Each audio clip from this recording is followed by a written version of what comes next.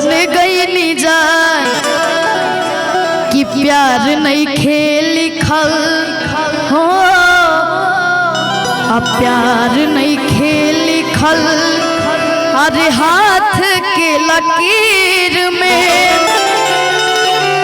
नहीं खुदा तकदीर में जान आवे के बाद कि जान गई नी हो जान गई नी जान जान गई नी हो जान गई नी जान प्यार नहीं खेली खल प्यार नहीं खेली खल हाथ के लकीर में नहीं खुदा तकदीर में जान प्यार नहीं खेली खल हाथ के लकीर में नहीं खुदा तकदीर में जान।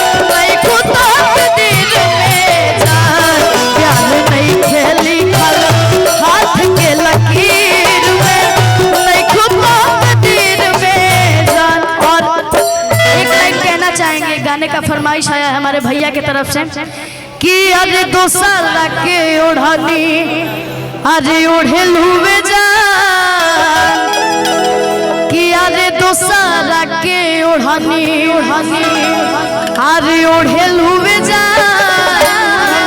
लाइट को वाइट कर दीजिए, जरा उजला रंग का कर दीजिए, प्रॉब्लम हो रहा है थोड़ा। कि अपना जनुआ के हई दिलवा का तोड़ल हुए जान, अपना जनुआ के हई दिलवा का तोड़ल हुए जान।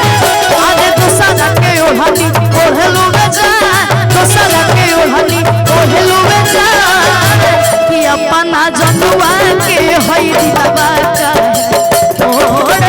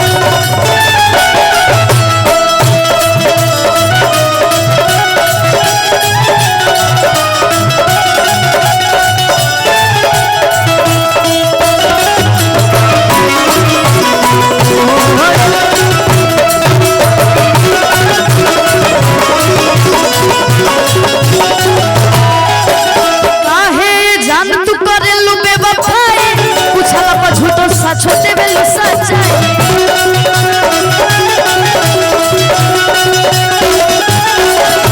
आए तना बदल जइबुए हो हर जाई सोचला मन लागेला करे जथा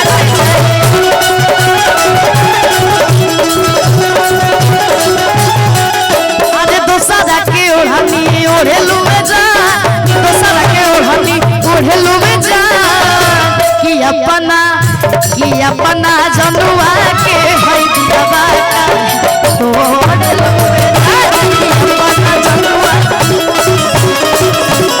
तोड़ लुए अरे जिंदगी में जहर घोर लुए जाए जिंदगी में जहर अपना जनुआ के है दिलवा का तोड़